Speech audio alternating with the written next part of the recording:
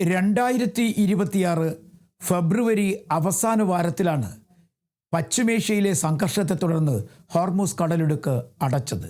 ഇതോടുകൂടി തന്നെ എണ്ണക്കപ്പലുകളുടെ വരവും ഏകദേശം നിലയ്ക്കുകയായിരുന്നു. പിന്നീട് വല്ലപ്പോഴുമൊക്കെ ഇന്ത്യയിലേക്ക് ഹോർമുസ് കടലിടുക്ക് കഴിഞ്ഞ് അല്ലെങ്കിൽ ഹോർമുസ് കടലിടുക്ക് പിന്നിട്ട് എണ്ണക്കപ്പലുകളെത്തി. പക്ഷേ ആ പ്രശ്നങ്ങളും പ്രതിസന്ധികളുമൊക്കെ ഈ യുദ്ധത്തിനിടയിൽ വലിയ ചർച്ചയായി മാറുകയും ചെയ്തു. ചില സ്ഥലങ്ങളിൽ പാചകവാതകത്തിന് നിയന്ത്രണം ഏർപ്പെടുത്തി. ഒപ്പം പെട്രോൾ കൂടുതലായി ശേഖരിക്കുന്നതിനും നിയന്ത്രണങ്ങൾ ഏർപ്പെടുത്തി. പക്ഷേ അതിൽ നിന്നെല്ലാം ആളുകളെ വല്ലാതെ ദുരിതത്തിലാക്കുന്ന തരത്തിലേക്കാണ് ഇപ്പോഴത്തെ കാര്യങ്ങൾ.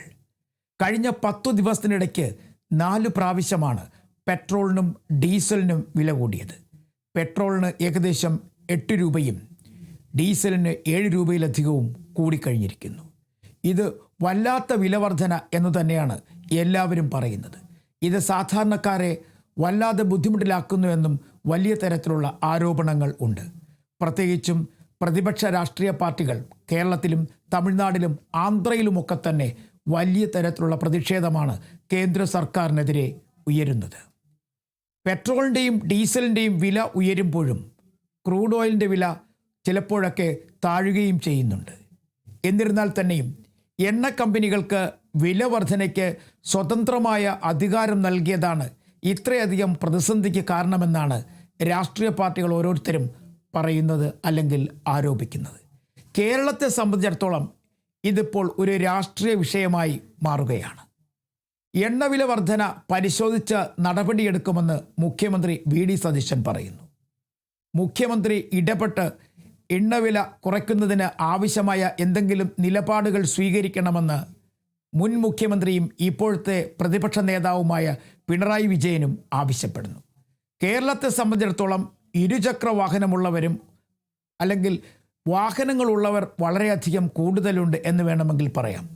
ധനികരായിട്ടല്ല, നിത്യ ഉപയോഗത്തിനു വേണ്ടിയും ഒപ്പം ചില ചെറുകിട കച്ചവടങ്ങൾക്ക് വേണ്ടിയും ഇതിനെല്ലാം ഉപരിയായി ഓട്ടോറിക്ഷ തൊഴിലാളികളെയും ഒക്കെയാണ് കാര്യമായി ഈ പെട്രോൾ ഡീസൽ വില വർധന ബാധിച്ചിരിക്കുന്നത്.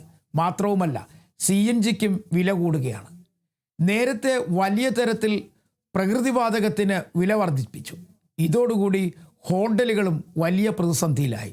അതിനെല്ലാം ഉപരിയായി CNG വില വർധന കൂടി ആയതോടെ CNGയെ ആശ്രയിച്ച് വാഹനങ്ങൾ ഓടിച്ചിരുന്നവരും അല്ലെങ്കിൽ അത് വാഹനങ്ങൾ ആളുകൾക്ക് സവാരിക്കായി ഉപയോഗപ്പെടുത്തിയിരുന്നവരുമൊക്കെ തന്നെ കടുത്ത പ്രതിസന്ധിയിലുമാണ്.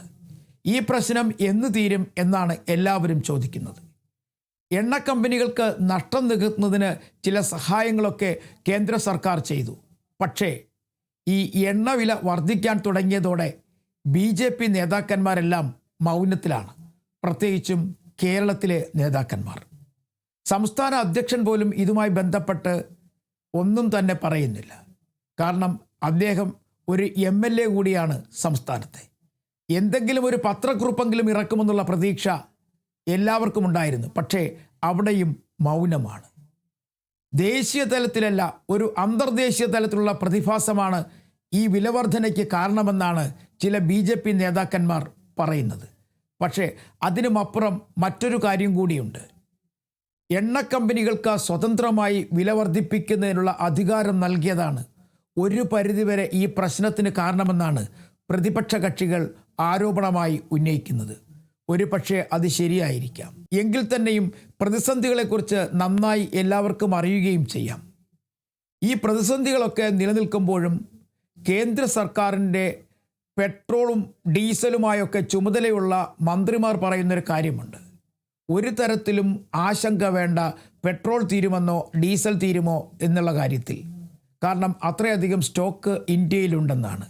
പക്ഷേ ഈ ആഗോള പ്രതിഭാസം ഇങ്ങനെ ക്രൂഡ് ഓയിലിൻ്റെ കാര്യത്തിൽ വില കയറുകയും കുറയുകയും ചെയ്യുന്നതാണ് എണ്ണ കമ്പനികളെ വല്ലാതെ ബുദ്ധിമുട്ടിലാക്കുന്നതെന്നും അതുകൊണ്ടാണ് വില കയറുന്നതെന്നുമാണ് ചില BJP നേതാക്കന്മാർ പറയുന്നത്. പക്ഷേ ഇവിടെ നമ്മൾ മനസ്സിലാക്കേണ്ടത്, കേരളത്തിൽ കഴിഞ്ഞ ഒരു 2 ആഴ്ചയ്ക്കുള്ളിൽ ആഹാര സാധനങ്ങളുടെ വില, പ്രത്യേകിച്ചും ഹോട്ടലുകളിലെ ആഹാര സാധനങ്ങളുടെ വില വല്ലാതെ കയറുകയാണ്.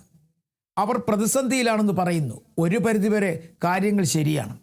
കഴിഞ്ഞ ഒന്ന് രണ്ട് മാസമായി അവർക്ക് കൃത്യമായി പ്രകൃതിവാതകം കിട്ടുന്നില്ല, പാചകത്തിന് ആവശ്യമായി. അങ്ങനെ കിട്ടുന്നുണ്ടെങ്കിൽ തന്നെ പല സ്ഥലങ്ങളിലും പലതരത്തിലുള്ള നിയന്ത്രണങ്ങളുണ്ട്.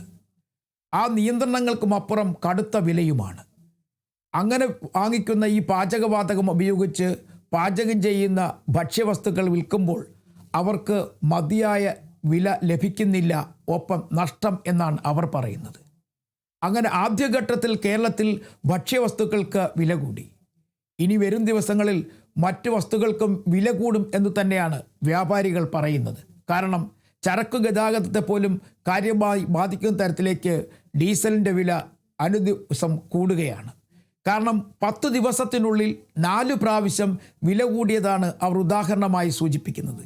ഇനിയും ഈ വില വർധന തുടരുകയാണ് എന്നുണ്ടെങ്കിൽ വല്ലാതെ ബുദ്ധിമുട്ടിലാകും ഇവിടുത്തെ ഗതാഗത സംവിധാനങ്ങൾ എന്നും പറയുന്നവരുണ്ട്. എന്തായാലും ഒരു കാര്യം ഉറപ്പാണ്, രാഷ്ട്രീയത്തിനും അപ്പുറത്തേക്ക് വില വർധനയെക്കുറിച്ച് എന്തെങ്കിലും ഈ മൗനത്തിൽ നിന്ന് പിന്മാറി BJP നേതാക്കന്മാരോ പ്രധാനമന്ത്രിയോ എന്തെങ്കിലും ഒന്ന് പറയും എന്നുള്ള പ്രതീക്ഷ എല്ലാവരും മുന്നോട്ട് വയ്ക്കുന്നുണ്ട്.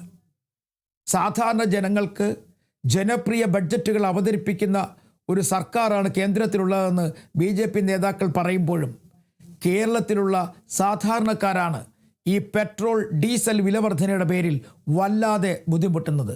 പ്രത്യേകിച്ചും നിരത്തുകളിൽ നിന്നും ഹോട്ടലുകളിൽ നിന്നുമൊക്കെ ആഹാരം കഴിക്കുന്നവരും അല്ലെങ്കിൽ അവർക്ക് വേണ്ടി ആഹാരം തയ്യാറാക്കുന്നവരുമൊക്കെ തന്നെ കടുത്ത പ്രതിസന്ധിയിലൂടെയാണ് മുന്നോട്ട് പോകുന്നത്.